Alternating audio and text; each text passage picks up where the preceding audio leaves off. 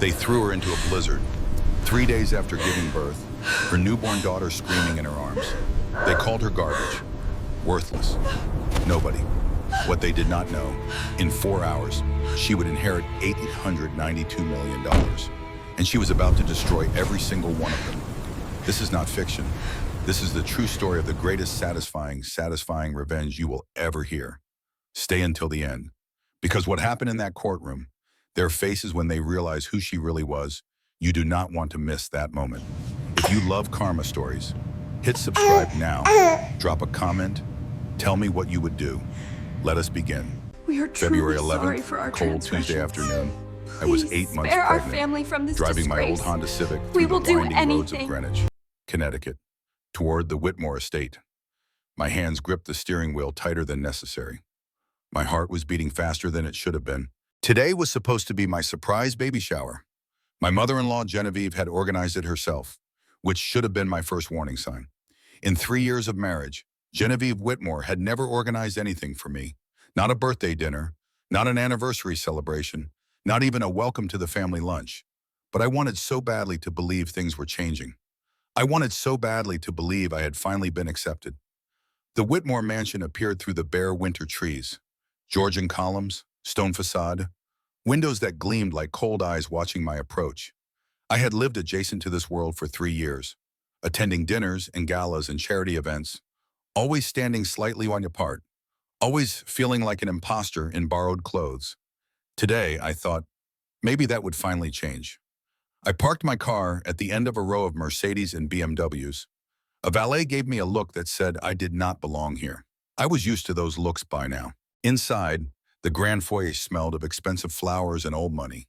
I could hear voices coming from the ballroom, the tinkling of glasses, the polite laughter of wealthy women pretending to care about each other. I smoothed my maternity dress, a simple blue thing I had bought on sale because I could not afford the designer labels everyone else wore. I took a deep breath. I walked toward the ballroom doors, and I stopped. Through the crack in the doors, I could see the room. 50 women in designer gowns seated at round tables with crystal centerpieces, a podium at the front with the Whitmore Foundation logo, waiters in black carrying silver trays, everything elegant, everything expensive, everything screaming old money and privilege, but no pink or blue balloons, no baby decorations, no gifts wrapped in pastel paper. This was not a baby shower. I pushed open the doors and stepped inside. 50 pairs of eyes turned toward me.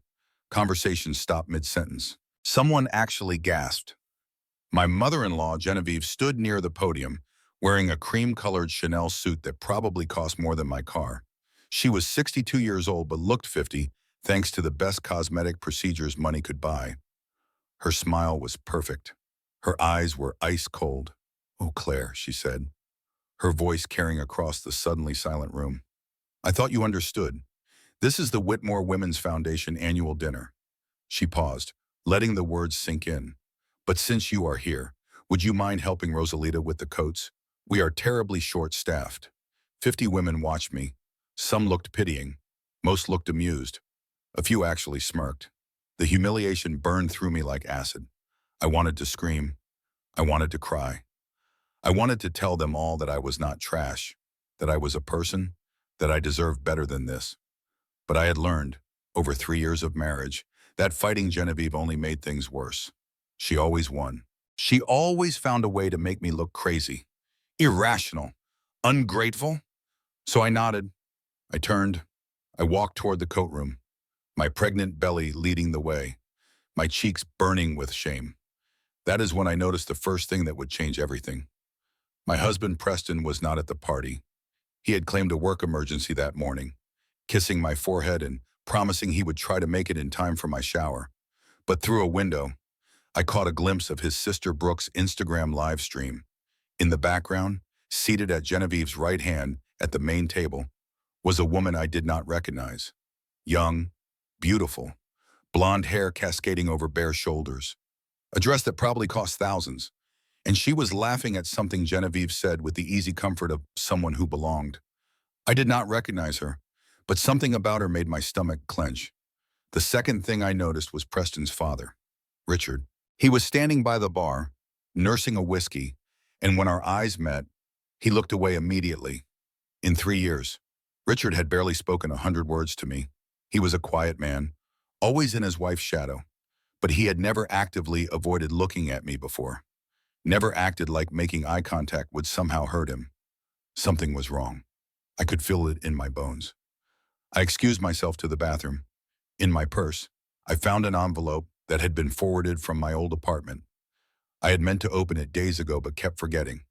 The return address read Bradford and Associates, Estate Law. I tore it open with shaking fingers. Dear Miss Bennett, the letter began, using my maiden name. Regarding the estate of Henry James Bennett, your maternal grandfather, we have been attempting to reach you for 18 months regarding a substantial inheritance. Please contact our offices immediately. Time-sensitive matters require your attention. I read it 3 times. Each time, the words meant the same impossible thing.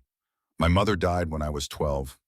Cancer took her slowly, painfully, while I watched helplessly from her hospital bedside.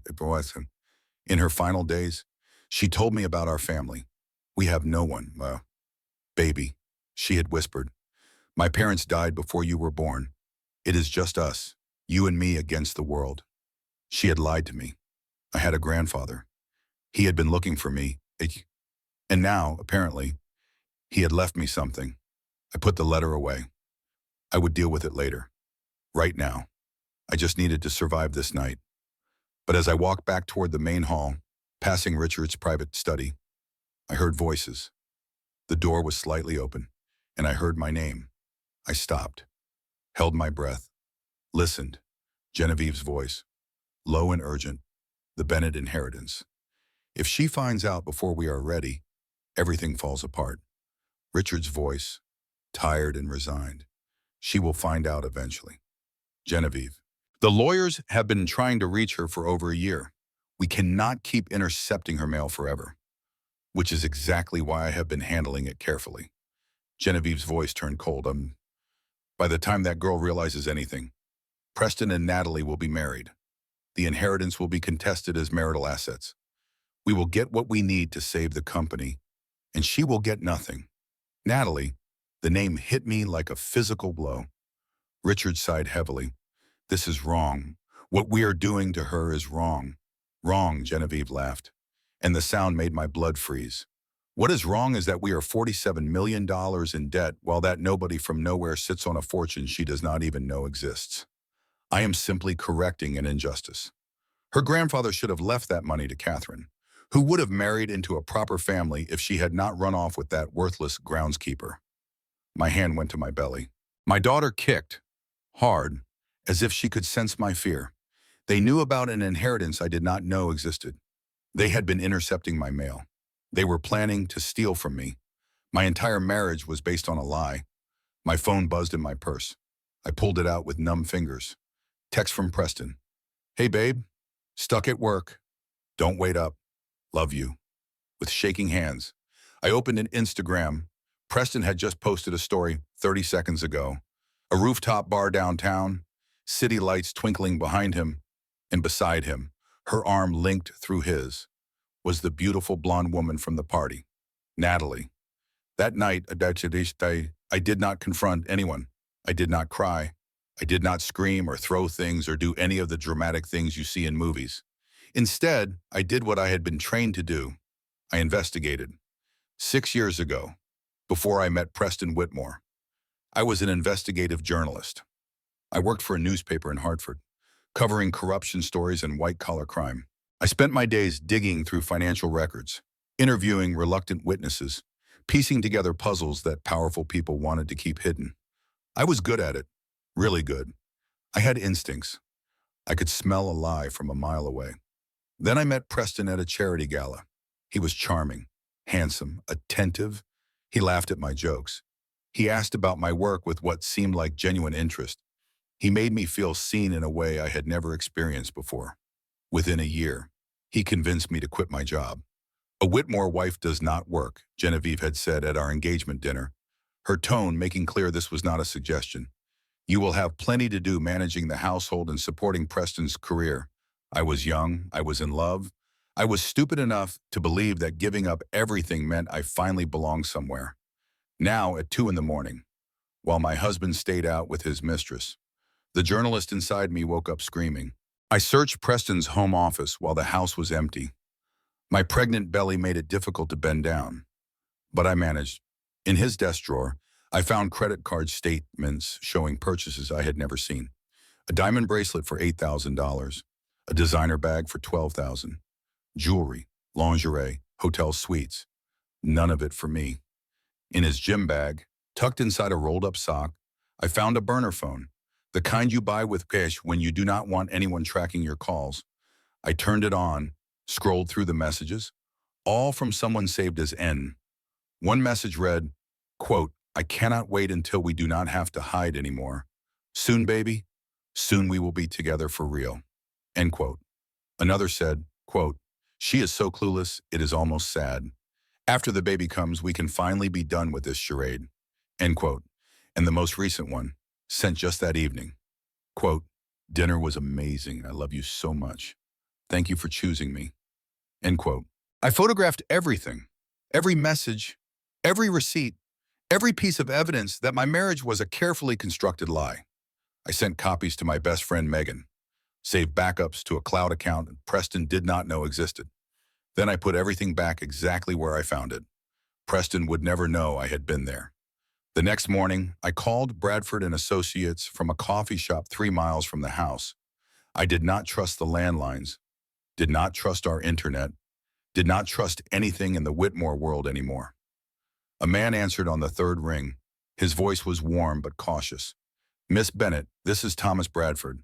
We have been trying to reach you for a very long time. I know. I am sorry. My mail was being delayed. I see.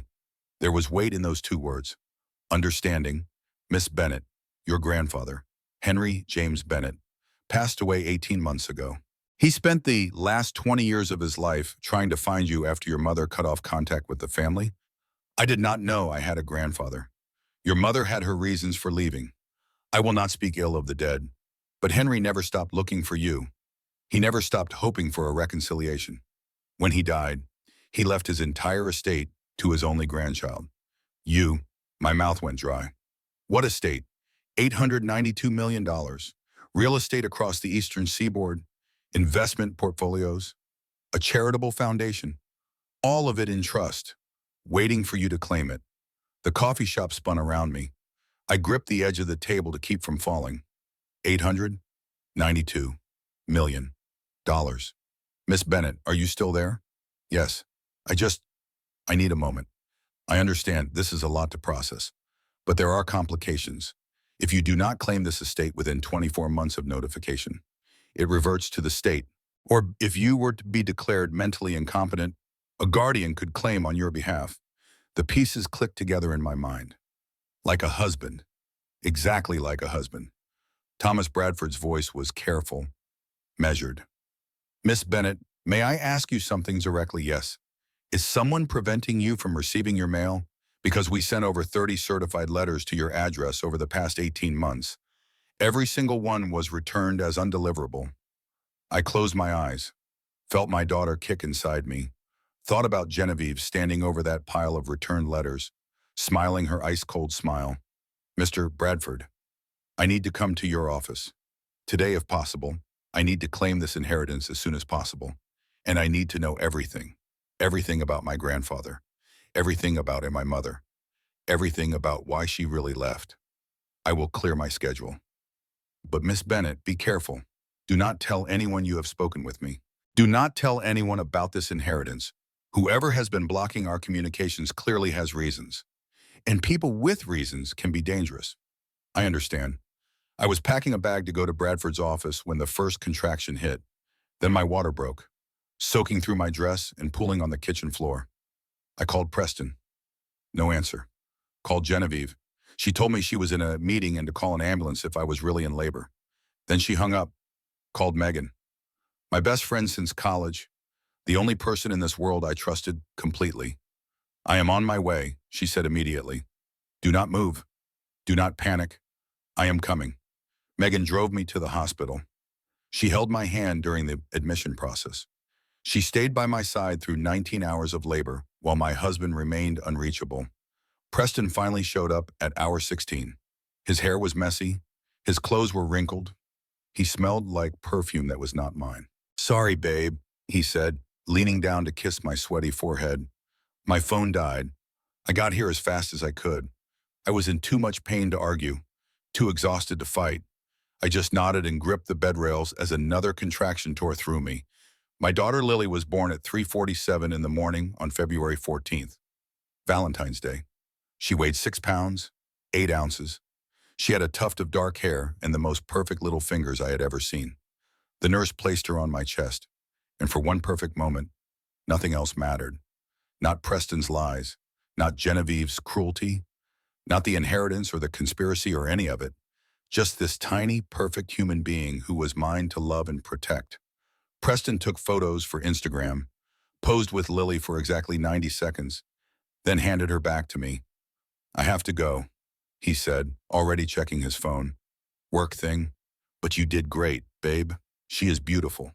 It was 4 in the morning on Valentine's Day. His daughter had just been born, and he was leaving. That was the last time Preston would voluntarily hold his daughter. Day 3 after giving birth. I was recovering slowly. The delivery had been difficult. 19 hours of labor, 2 hours of pushing, and finally an emergency intervention when Lily's heart rate dropped. My body felt like it had been through a war. Lily slept in a bassinet beside my bed, her tiny face slightly yellow from jaundice. The doctor said it was common in newborns. Nothing to worry about. But I worried anyway. That is what mothers do. Megan visited every day. She worked as a nurse in the ICU downstairs, and she spent every break sitting with me, bringing me real food from the cafeteria, telling me stupid jokes to make me laugh. On day 3, she walked into my room with a look I had never seen before. Her face was pale. Her hands were trembling. She would not meet my eyes. "Claire," she said quietly, "I need to show you something. And I need you to stay calm." She handed me her phone. Instagram was already open. The photo filled the screen. Preston at a 5-star restaurant, the kind with white tablecloths and waiters in tuxedos. Beside him sat Natalie, the blonde woman from the party. Her hand rested on her very pregnant belly. Preston's arm was around her shoulder. Both of them were smiling at the camera like they had never been happier.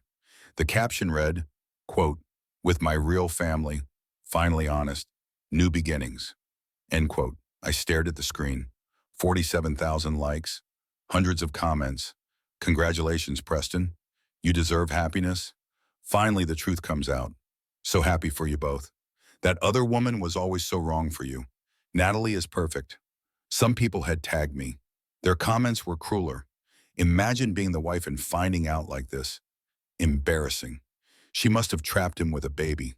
Gold digger. Preston should sue for custody. That woman is crazy." I scrolled through the comments for a long time.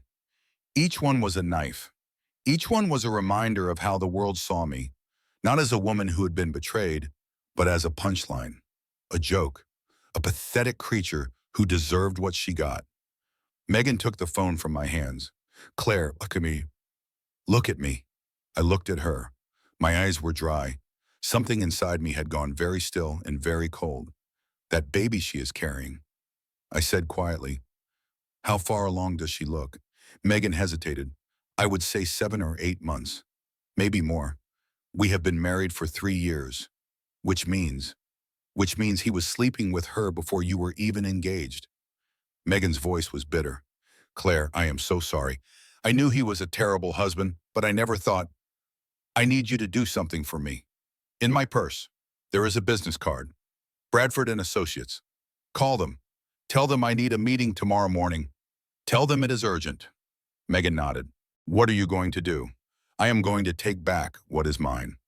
That night, at 11, I was almost asleep when my hospital room door opened. Genevieve walked in first. She was wearing a designer coat over silk pajamas, as if she had been dragged from bed for an emergency. But her makeup was perfect. Her hair was immaculate. This was not a woman who had been surprised by anything. Behind her came Richard, looking uncomfortable in a rumpled suit. Then Brooke, Preston's younger sister, with her phone already out and recording. And finally, 2 men I did not recognize. One was tall and thin, carrying a briefcase. The other was shorter, older, with the cold eyes of someone who made his living destroying people. "Claire, dear," Genevieve said, her voice dripping with false concern. "We need to discuss the future of this family." The tall man stepped forward. "Miss Whitmore, I am Dr. Robert Matthews.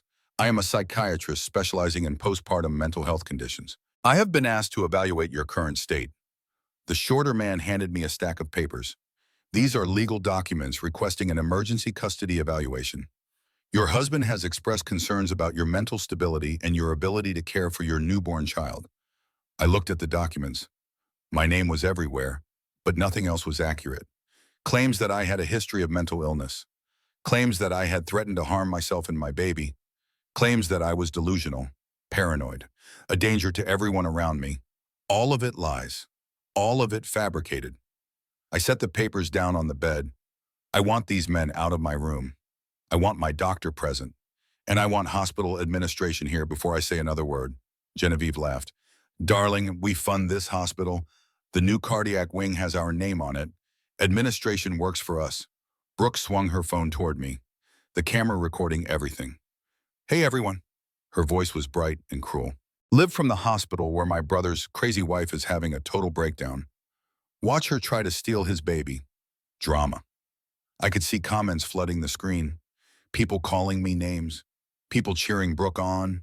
Thousands of strangers watching my worst moment for entertainment. Something inside me snapped. Not into hysteria, into clarity. I looked directly at Brooke's camera. "For the record, my name is Claire Bennett Whitmore. I gave birth 3 days ago to a healthy baby girl. I have not been evaluated by any physician as mentally unfit.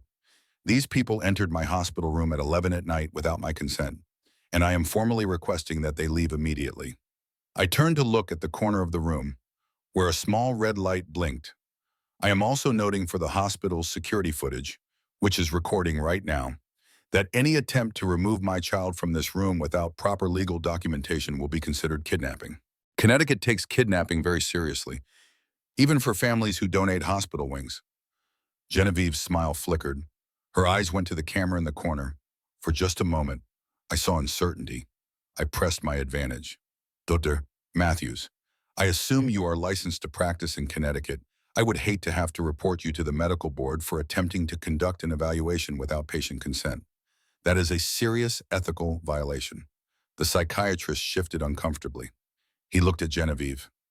"Perhaps," he said carefully, "we should schedule a formal evaluation during business hours, through proper channels." Genevieve's face tightened, but she nodded. "Of course," she gathered her coat around her. "We just wanted to make sure you were all right, dear. Family looks out for family." She leaned close to my ear as she passed. "You think you are clever," she whispered. "Your mother thought she was clever too. Look how that ended." Then they were gone. The door closed behind them. The room was silent except for Lily's soft breathing and the beeping of monitors. I lay there in the dark, my heart pounding, my hands shaking. If you have ever had someone try to take everything from you, if you have ever been told you are crazy when you know you are not, then you understand what I felt in that moment. It is not just fear. It is the terrifying realization that the people who are supposed to love you are the ones you need protection from. I called Thomas Bradford at midnight. "Mr. Bradford, I need to claim that inheritance tomorrow, first thing in the morning, and I need to know everything about how my mother died." Thomas Bradford arrived at the hospital the next morning at 8 sharp. He was a distinguished man in his late 50s, silver hair combed back neatly, wire-rimmed glasses perched on his nose. He carried a leather briefcase that looked older than I was and moved with the quiet confidence of someone who had seen everything and was surprised by nothing. He closed the door behind him and checked the hallway twice before sitting down. "Miss Bennett," he said, his voice low, "before we discuss the inheritance, there are things you need to know. Things about your mother. Things about the Whitmore family. Things that will change how you see everything."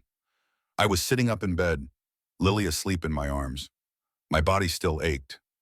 My mind was exhausted. But something in Bradford's tone made me sit up straighter. "Tell me everything." He opened his briefcase and pulled out a thick folder. Inside were photographs, documents, newspaper clippings from decades ago. Your mother, Catherine Bennett, Did not die in a random car accident. He handed me a photograph. Catherine at 19, beautiful and bright-eyed, standing beside a young Genevieve Whitmore. They were both laughing. They looked like best friends. My mother knew Genevieve. They went to boarding school together. Bradford handed me another photo. Catherine was supposed to marry Richard Whitmore. It was an arranged match between two wealthy families. Your grandfather, Henry Bennett, and Richard's father had been business partners for years. The marriage would have merged two empires. But she did not marry Richard. No, she fell in love with someone else, a young man named James who worked as a groundskeeper on the Bennett estate. Your father, I had never known my father. He left when I was 2 years old. My mother never spoke about him.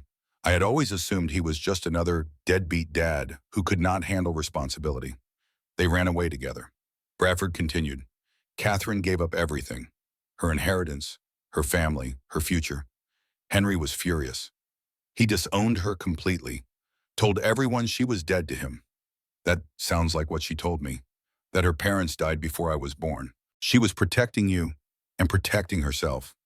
She was too proud to go back, even when things got hard, even when James abandoned her, even when she was working 3 jobs just to keep food on the table. I remembered those years, the tiny apartments, the secondhand clothes, my mother coming home exhausted at midnight and leaving again before dawn. All those years of struggle, and she had been sitting on a fortune she refused to claim. What happened to change things? Time and regret. Bradford's voice softened. About 5 years before your mother died, Henry reached out to her. He was getting older. He had spent 20 years being angry, and he was tired of it. He wanted to reconcile, wanted to meet you. Did she agree eventually? It took months of letters back and forth, but finally Catherine agreed to bring you to meet him. They set a date, November 17th. That date meant nothing to me. Your mother died on November 10th, Bradford said quietly. 1 week before the meeting, my blood went cold. Her car went off a bridge during a rainstorm. The official report called it an accident. Wet roads, poor visibility, driver error, case closed. But you do not believe that. Bradford pulled out another document. Police report from the accident investigation. A witness saw another vehicle following your mother's car that night. A dark pickup truck with a broken taillight. The witness said it looked like the truck was chasing her. When your mother's car went off the bridge, the truck stopped, watched for a moment, then drove away. Did they ever find the truck? They traced the license plate. It was registered to a vehicle owned by James Bennett. Your father. The room tilted. I clutched Lily tighter. My father killed my mother. I cannot prove that. No one can. The lead detective on the case was paid off to close it as an accident. That detective now works for Whitmore Industries as a security consultant. The Whitmores were involved. I believe so. Bradford pulled out financial records. Your father, James Bennett, is alive. He has been living in New Hampshire under his own name for 25 years. And for the past 3 years, he has been in regular contact with the Whitmore family. 3 years, the exact length of my marriage. The picture finally became clear. James killed my mother to prevent her from reconciling with Henry. He thought he would inherit her share of the Bennett fortune. But Henry changed his will after Catherine's death, left everything to you, the granddaughter he never got to meet. So James has been trying to get to me, through the Whitmores. Your husband did not meet you by accident. Miss Bennett, that charity gala where you met Preston, the Whitmores specifically sought you out. They knew about your inheritance before you did. They have spent 3 years positioning themselves to take everything. I looked down at Lily's sleeping face. My daughter. Born into a web of lies and murder and greed. What do I do first? We claim your inheritance. Today, I have the paperwork ready. Once you sign, the money is legally yours, and no one can contest it. And then we make sure you and your daughter are safe. The Whitmores are desperate. They are $47 million in debt. Your inheritance is their only way out. Desperate people do desperate things. We spent the next hour signing documents. By 10 in the morning, I was officially the heir to $892 million. More money than I could comprehend. More money than the Whitmores could ever touch. But money means nothing if you cannot keep your daughter safe. I discharged myself against medical advice. Bradford had arranged a safe house. a small apartment in a neighboring town where the Whitmores had no connections. But Preston was waiting at the hospital exit. He stood by the main doors with two security guards flanking him. His face was a mask of concern that did not reach his eyes. "Claire, Queen," he said, stepping toward me. "What are you doing? You need rest. The doctor said you should stay another day. The doctor said I could leave whenever I wanted." I kept walking, Lily in my arms, Bradford beside me. Preston blocked my path. "Please, just come home. We can talk about everything. I know you are upset about the Instagram thing, but it is not what you think. Natalie is just a friend. The baby is not mine." The lies came so easily to him. 3 years of marriage, and I had never noticed how smoothly he could lie. "I know about the inheritance. Preston," his face went pale. "I know your family has been intercepting mail for 18 months. I know about the debt. I know about the plan to steal my money through a custody battle. And I know about my mother. Claire, wait." His voice turned desperate. "You do not understand. My mother, she forced me into this. I never wanted to hurt you. I actually fell in love with you somewhere along the way. I swear. You fell in love with me." I laughed, and the sound was bitter enough to sting. "You have been sleeping with Natalie since before we got engaged. You posted pictures with her while I was giving birth to your daughter. You let your family try to have me committed last night. I had to. You do not know what my mother is capable of. She would destroy me if I did not go along with her plans. So you chose to destroy me instead." I stepped around him. He grabbed my arm. "You cannot leave." His voice dropped low. "If you walk out that door, I will file for emergency custody. I will tell the court you are mentally unstable, that you kidnapped our daughter, that you are a danger to yourself and others. My family has judges, doctors, police on our payroll. You will never see Lily again." I looked at his hand on my arm. Then I looked at his face. This man I had married. This man I had loved. This man who was threatening to take my child because I would not let him steal my money. "Let go of me." "Preston." He tightened his grip. Bradford stepped forward. "Mr. Whitmore, I am Thomas Bradford, attorney for Miss Bennett. If you do not release my client immediately, I will have you arrested for assault. And I should mention that everything happening right now is being recorded." He held up his phone. The camera was running. Preston's grip loosened, but his eyes promised violence. "This is not over," he said. "No," I agreed. "It is not." Megan was waiting in the parking lot with her car running. I climbed into the back seat with Lily. Bradford followed in his own vehicle. We made it 3 miles before I saw the black SUV in the rearview mirror. "Megan," I said quietly, "I think we are being followed." She glanced in the mirror. Her face went tight. "Hold on." She turned onto a side road, trying to lose them. The SUV followed. She took another turn, then another. The SUV stayed with us. We were on a back road, surrounded by bare winter trees. When the SUV accelerated, it slammed into our rear bumper. The car fishtailed on the icy road. Megan fought the wheel, trying to maintain control. The SUV hit us again, harder. The car spun. I curled around Lily, trying to protect her with my body. Megan screamed. Glass shattered. Metal crunched. We hit a snowbank and stopped. For a moment, everything was silent. Then Lily started crying. That high-pitched newborn wail that meant she was scared but not hurt. Megan was slumped over the steering wheel. Blood ran down her forehead from a gash above her eye. She was breathing but unconscious. My door was yanked open. 2 men in ski masks. One grabbed my arms. The other reached for Lily. "No." The word came out as a scream. "No, please, do not take her. Please." I fought. I kicked. I scratched. But I was 3 days postpartum, weak from blood loss and exhaustion. The man pulled Lily from my arms like taking candy from a child. The second man hit me. I fell into the snow. The cold burned my skin. Blood from a cut on my head stained the white ground red. I watched through fading vision as they carried my daughter to the SUV. She was screaming, reaching for me. "Please," I whispered. "Please give her back. Please." The SUV doors slammed. The engine revved. The vehicle disappeared into the blizzard. I lay in the snow for a long time. Maybe minutes. Maybe hours. The cold seeped into my bones. My vision faded in and out. In those minutes, I made myself 3 promises. I would find my daughter. I would destroy the people who took her. And I would never, ever be helpless again. I woke up in a hospital bed 5 days later. Not the Whitmore-funded hospital, a small county facility where the fluorescent lights buzzed and the walls were painted a depressing shade of green. A man sat in a chair beside my bed reading a newspaper. He was in his late 40s, with a weathered face and tired eyes that had seen too much. "You are awake," he said, folding the paper. "Good." I was starting to worry. "Who are you?" My voice came out as a croak. "Frank Morrison, retired detective. I work security here now." He leaned forward. "I was doing my rounds when the ambulance brought you in 5 days ago. You were half frozen, covered in blood, kept mumbling about your baby. Lily." I tried to sit up. "Where is my daughter?" Morrison's face told me everything I needed to know before he spoke. "The police are investigating, but it is complicated." He paused.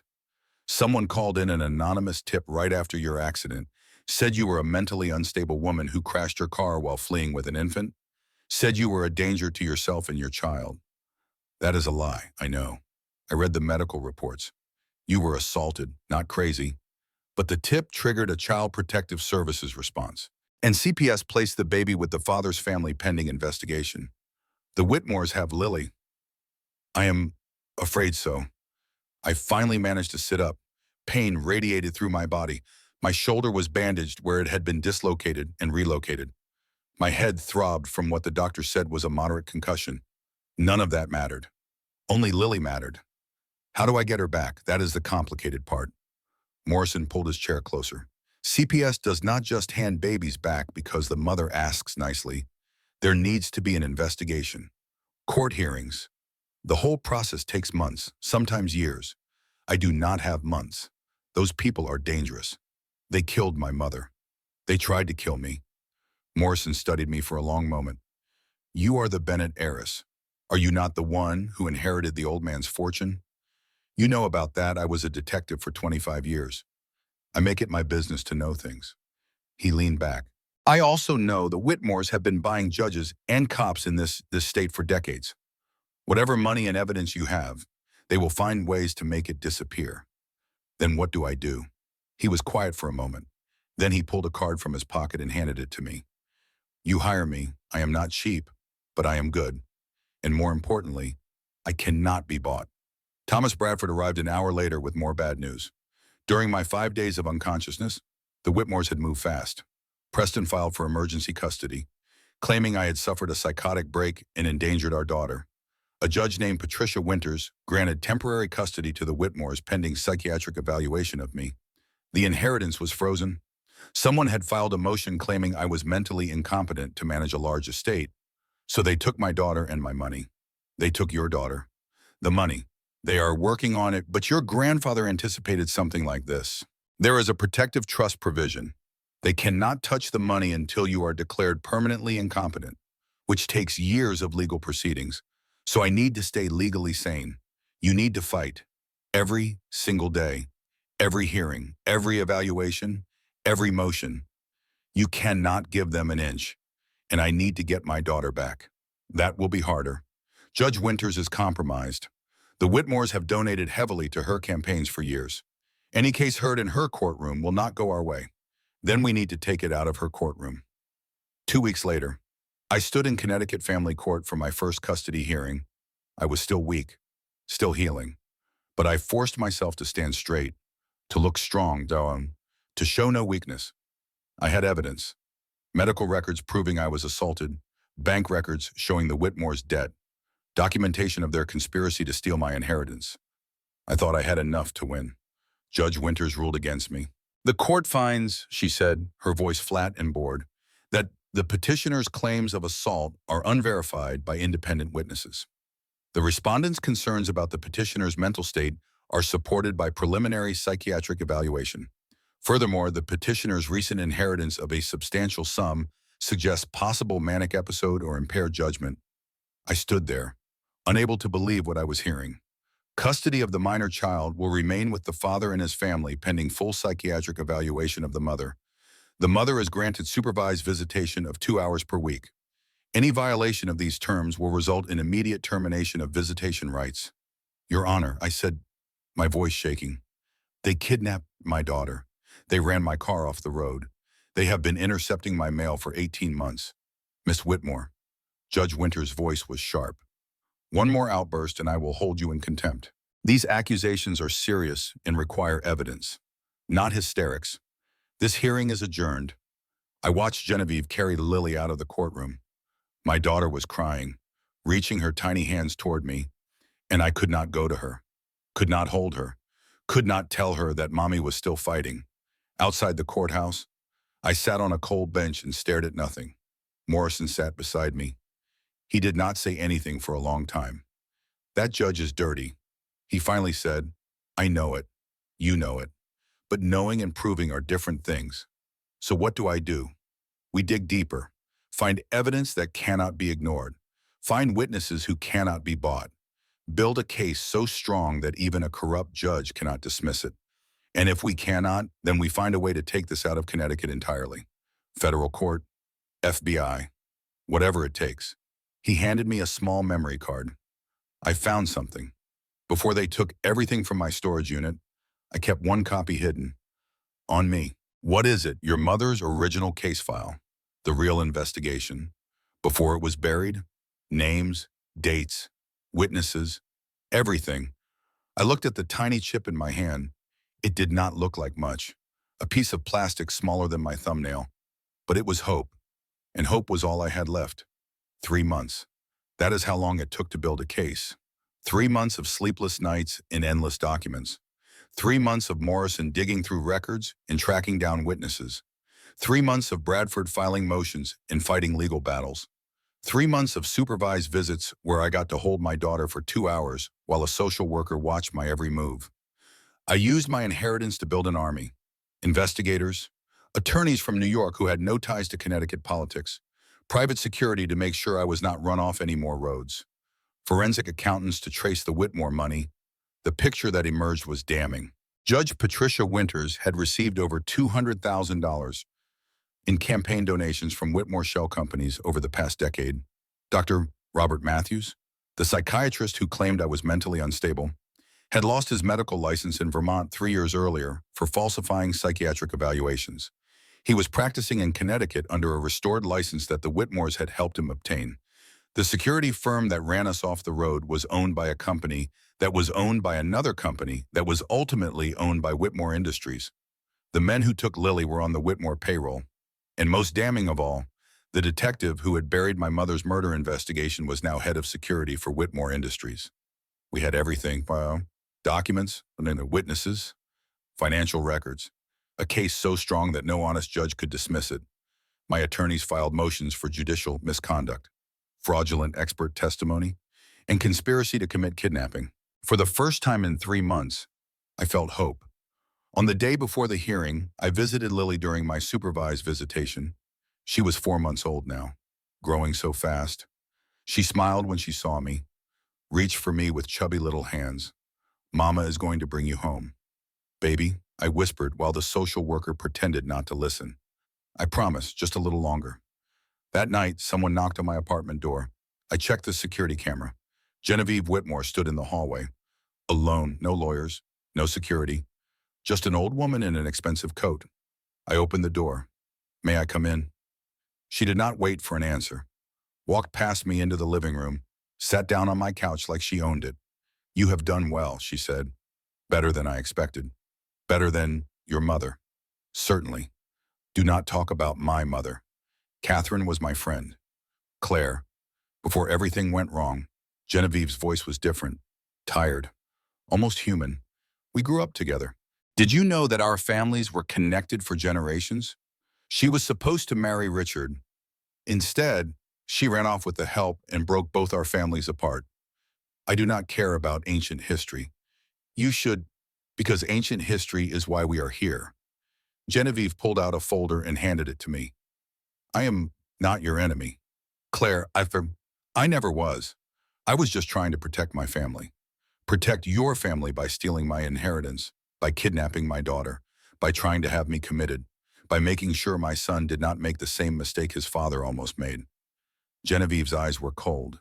Richard loved Catherine, really loved her. When she ran away with James, it nearly destroyed him. He married me on the rebound. A loveless arrangement between two families who needed each other's money. I have spent 40 years in a marriage with a man who wishes I was someone else. I do not see how that is my problem. It is not. But it explains why I did what I did.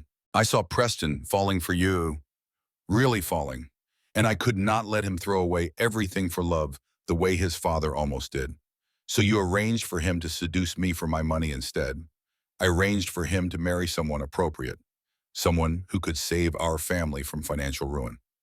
The fact that he actually developed feelings for you was an unfortunate complication. I stared at her. This woman who had tormented me for 3 years, who had tried to destroy me, and she was talking about it like a business transaction that had gone slightly wrong. What do you want? Genevieve, I want to make a deal.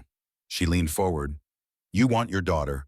I want my son, free from Natalie Carson, who has been running a con on him since the day they met. And I want James Bennett to pay for what he did to Catherine. You know about my father I have known for 25 years. I was the one Catherine was driving to meet the night she died. She called me that afternoon. Said she had proof that James was planning something terrible. She was bringing the evidence to me. And you never told anyone. Who would I tell? The police were bought off within a week. Henry Bennett was too consumed by grief to listen to conspiracy theories. And I had my own family to protect. So you just let him get away with murder. I let him think he got away with it. There is a difference. Genevieve smiled coldly. James has been trying to get his hands on the Bennett fortune for 25 years, working with my husband, with Preston, with anyone who would help him. He is the real enemy. Claire, not me. Why should I believe anything you say? Because I have proof. She pointed to the folder she had given me. Everything is in there. Recordings of James discussing the original plan with Richard, financial records showing payments to the detective who buried the investigation, and the location of the witness who saw James's truck following Catherine's car that night. I opened the folder, read through the documents. If this was real, it changed everything. What do you want in return? I want you to destroy James Bennett, publicly, completely, permanently. And I want you to let Preston go. No prosecution, no prison, just a quiet divorce and shared custody of Lily. Why would I agree to that? Because Preston is weak, not evil. He did what I told him to do because he was too afraid to say no. I made him this way. If anyone deserves to be punished, it is me. She stood up. Think about it. You have 24 hours. After that, my offer expires, and we go back to being enemies. She walked to the door, paused. Your mother was the bravest person I ever knew. She said quietly, she gave up everything for love. It destroyed her, but she never regretted it. You have her courage. Claire, use it wisely. Then she was gone. I sat alone in my apartment, staring at the folder full of evidence, trying to figure out if this was a trap or an opportunity. By morning, I had made my decision. I called Genevieve. I believe you, about my father, about what he did. Then we can help each other. I am not your friend. I do not forgive you for what you have done to me, but my father needs to answer for what he did to my mother. And Preston thought about the man I had married, about the man who had betrayed me, about the man who was, as his mother said, weak rather than evil. Your son signed custody papers giving me full custody of Lily. He gets therapy. He actually changes. In 2 years. If he is a different person, we can discuss supervised visitation. But if he ever tries to take her from me again, I will bury all of you. Agreed. Then we have a deal. It was the biggest mistake of my life. The morning of the hearing, I woke up confident. We had everything. Evidence, witnesses, documentation. The Whitmore conspiracy laid bare for everyone to see. My lead attorney called at 7 in the morning. Claire, his voice was strange, tight. I need you to come to my office immediately. We have a problem. What kind of problem? The kind I cannot discuss on the phone. Just come. Now, I arrived at his office 30 minutes later. He was sitting behind his desk with his head in his hands. When he looked up, his face was pale. I am sorry, he said. I cannot represent you anymore. What are you talking about? The hearing is in 3 hours. He slid his phone across the desk. On the screen was a photograph. his teenage daughter, Emma, walking out of her high school. The text beneath it read, quote, "Drop the case or she does not come home," end quote. They threatened your daughter. They did more than threaten. He pulled up another photo. His car, windows smashed, tires slashed, a note on the windshield that read, quote, "This is just the beginning," end quote. Call the police.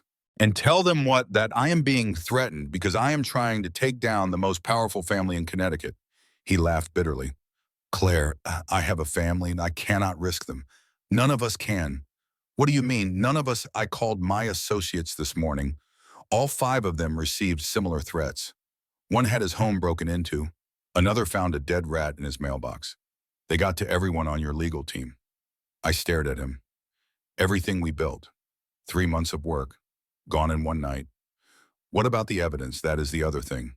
He pulled out an empty folder. The backup copies we kept in the secure storage facility. Someone broke in last night. Everything is gone. Hard drives, paper files, all of it. I called Morrison. He answered on the second ring. Please tell me you have copies of everything. Silence. Morrison. They hit my place too. His voice was rough. Around 2 in the morning, 3 guys in masks, took everything I had, beat the hell out of me when I tried to stop them. Are you okay? I will live. But Claire, we have nothing now. Whatever we were going to present today, it is gone. I went to the hearing anyway. Alone, no attorneys, no evidence, no witnesses. I asked Judge Winters for a continuance, explained that my legal team had been threatened, that evidence had been stolen. She denied the motion.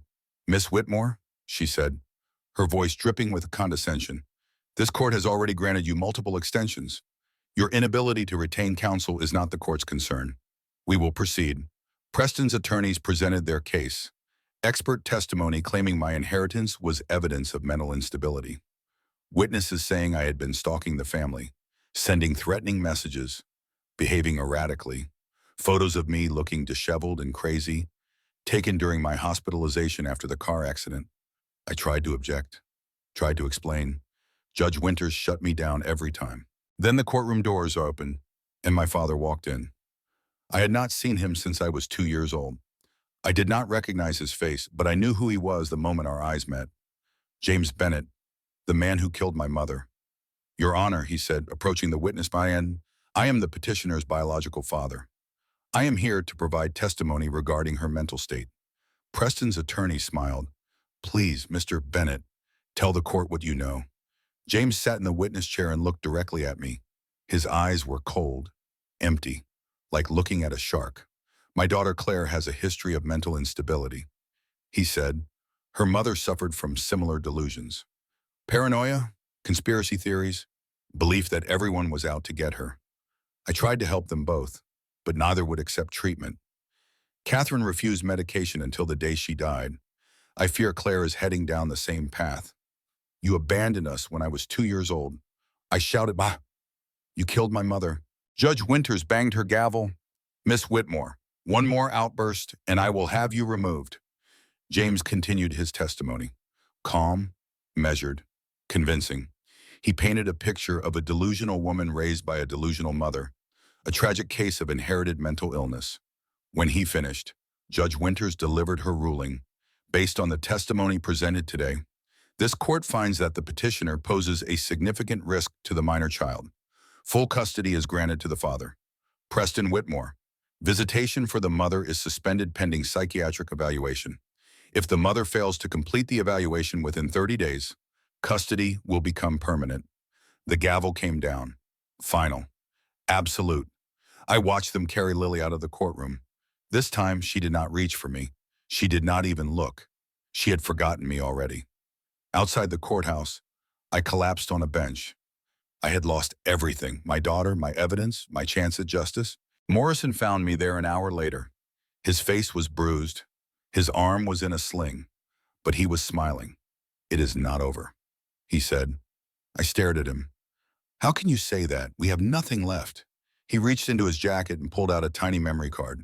Remember that chip I gave you, your mother's case file? I nodded. I made a copy before they took everything, kept it somewhere they could not find. Where he grinned, swallowed it, Had to wait a couple days to get it back. But here it is.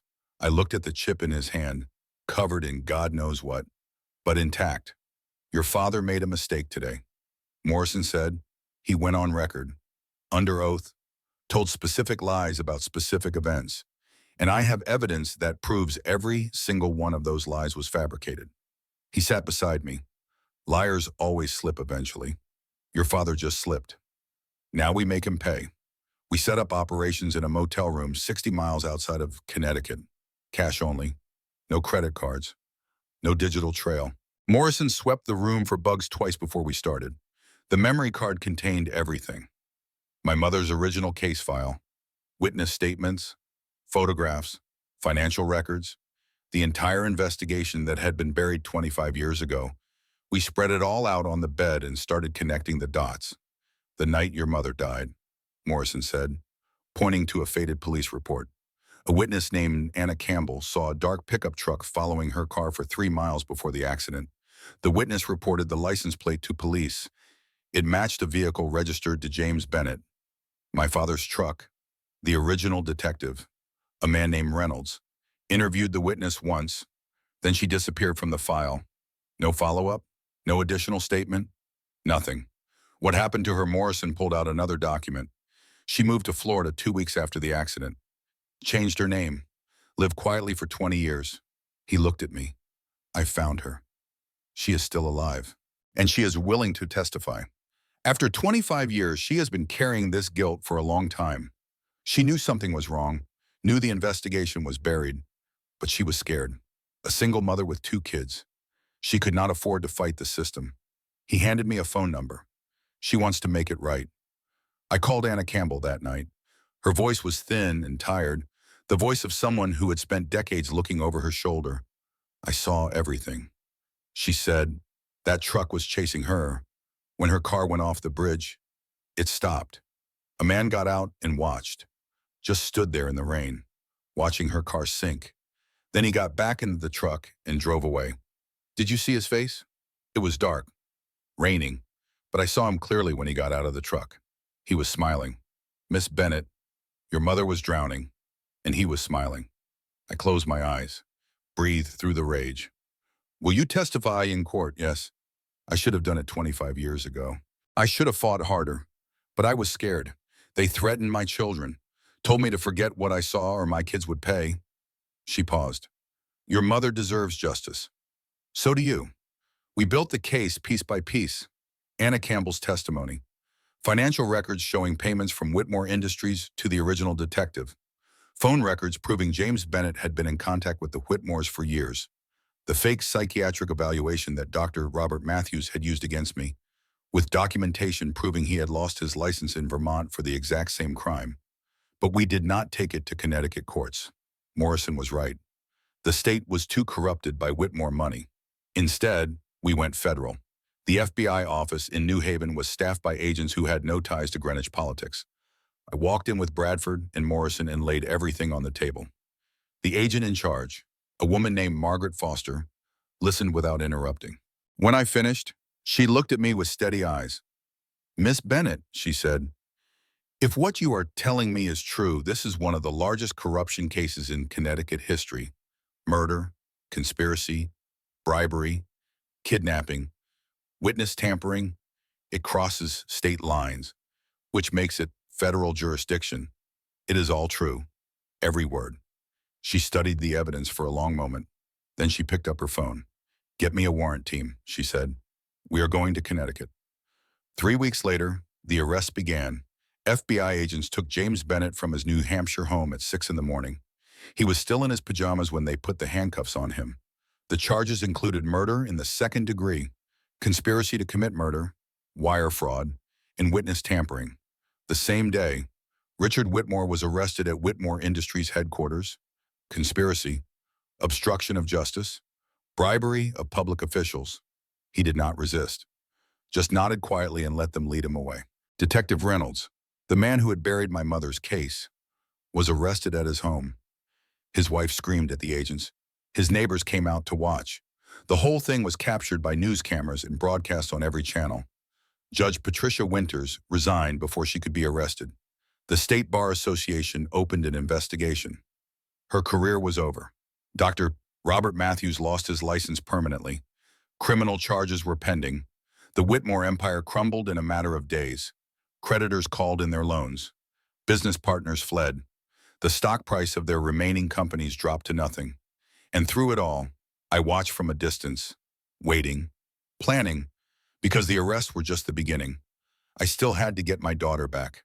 The custody hearing took place 3 weeks after the arrests. Different judge, different courtroom, different outcome. Judge Richard Blackwell was a veteran of the federal bench, appointed specifically to oversee the case because of the corruption in the state system. He had no ties to the Whitmores, no history of accepting donations, no reason to rule anything but fairly. I sat at the plaintiff's table with Bradford beside me. Across the aisle, Preston sat alone. No family, no expensive attorneys, just a broken man in a wrinkled suit who could not meet my eyes. The hearing lasted 2 hours. Bradford presented the evidence, the kidnapping, the conspiracy, the threats against my legal team, the fraudulent psychiatric evaluations. Preston's court-appointed attorney barely mounted a defense. There was nothing to defend. Judge Blackwell delivered his ruling without hesitation. Based on the evidence presented, this court finds that the respondent and his family engaged in a systematic campaign of harassment, intimidation, and illegal activity against the petitioner. Full custody of the minor child is hereby granted to the mother. The father is granted no visitation rights pending the outcome of criminal proceedings against his family. The gavel came down, and just like that, it was over.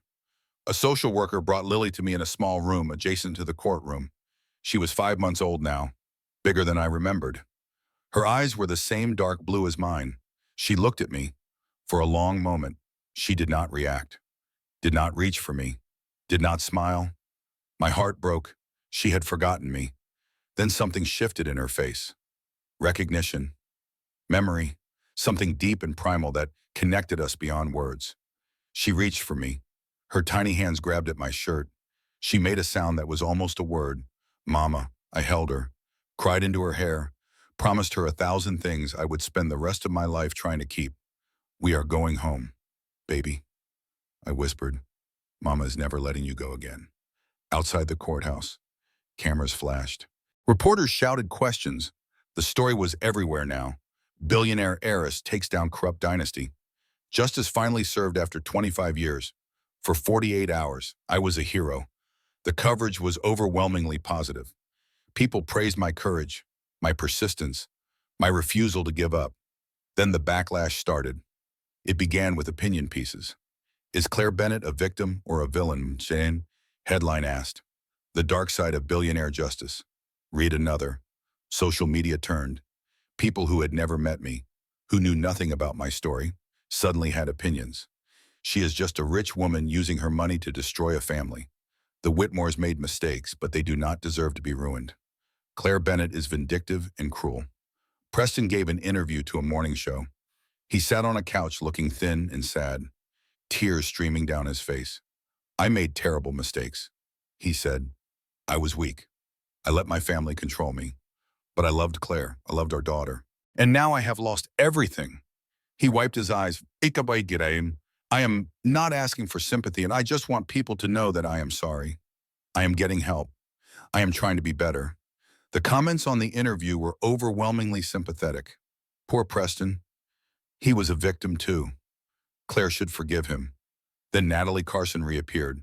She had been missing for weeks, ever since the FBI started making arrests. Everyone assumed she had fled the country. Instead, she walked into a television studio and gave the performance of her life. Claire Whitmore threatened me. She said, tears running down her perfect face.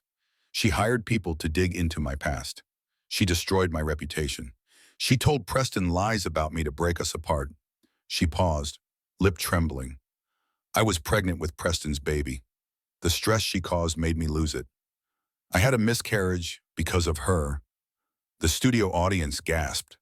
The host looked horrified. This is not justice, Natalie continued. This is a wealthy woman using her money to destroy anyone who gets in her way. I am not a villain. I am a victim. We are all victims of Claire Bennett's revenge. The interview went viral. Within hours, The narrative had shifted completely.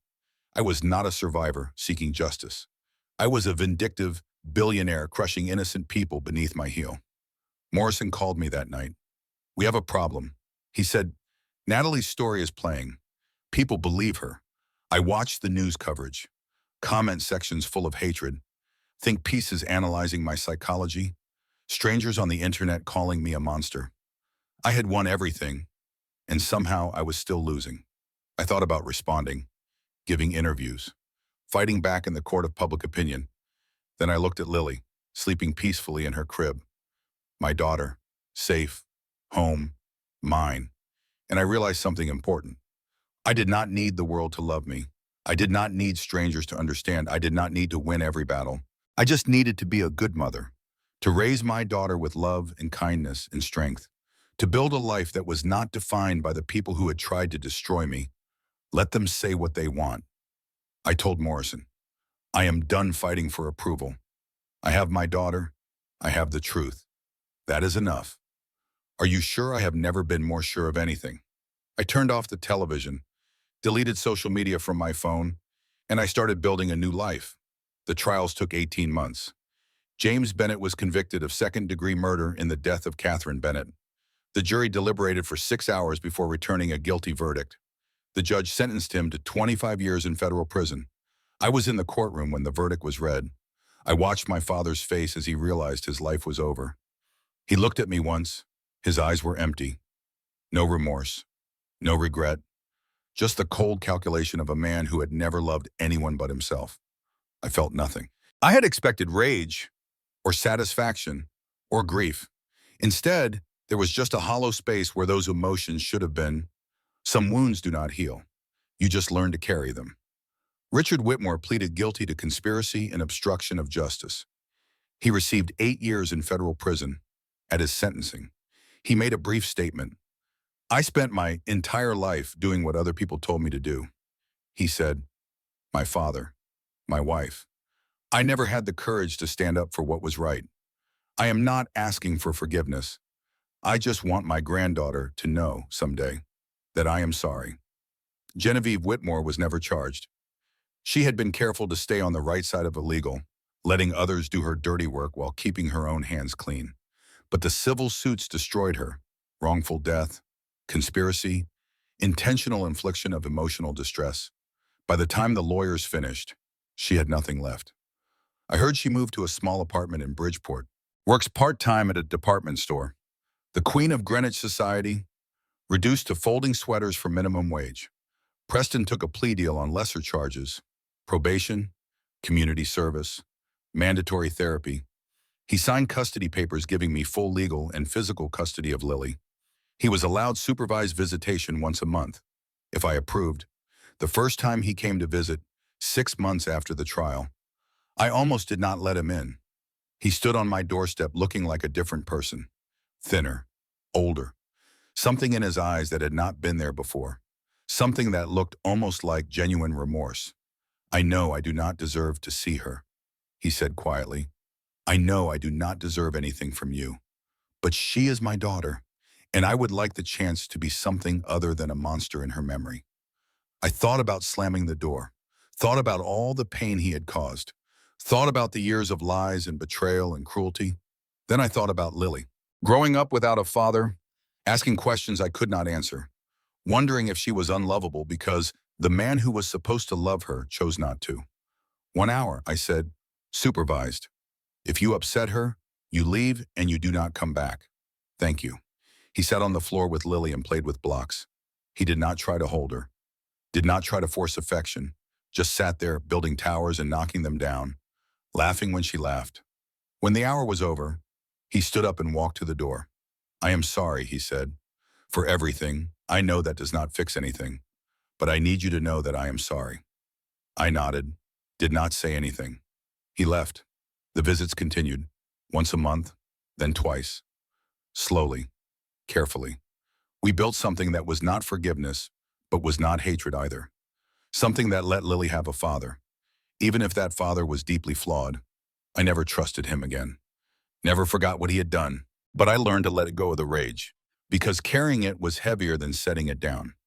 6 months after the trials ended, I moved to Vermont, a small town where nobody knew my name or my story.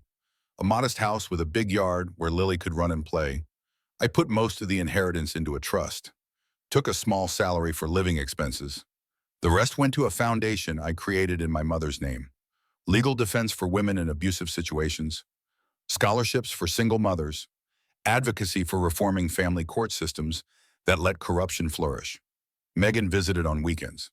She had fully recovered from the accident, though she still had a scar on her forehead that she called her battle wound. She was the godmother Lily deserved. One evening, we sat on the porch watching the sunset. Lily was inside, asleep in her crib. The air smelled like pine and wood smoke. You could live anywhere. Megan said, Paris, New York, anywhere in the world. Why Vermont? Because I spent my whole life trying to be enough. I said, trying to be seen, trying to be worthy of love. By my father, who abandoned me. By Preston, who never loved me at all.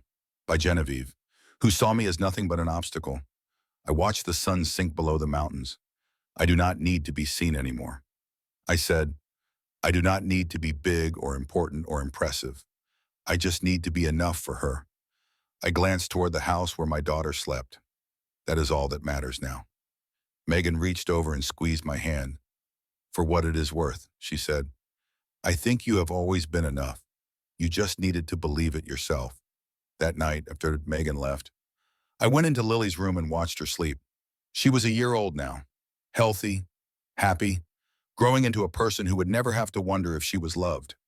One day, I would tell her the whole story about her grandmother, Catherine, who was brave enough to give up everything for love, about her great-grandfather, Henry, who spent 20 years regretting the things he never said, about the family that tried to destroy us, and how we survived anyway.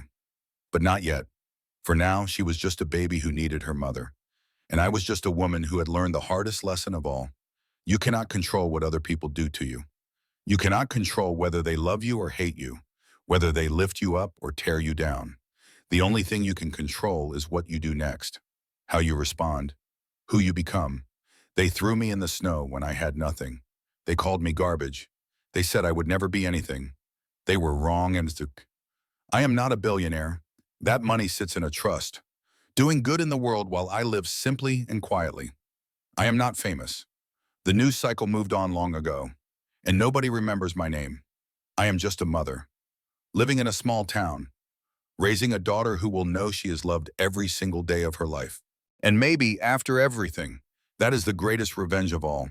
Not destroying the people who hurt you, not proving them wrong with wealth or power or fame, just living, quietly, peacefully, happily, just being enough.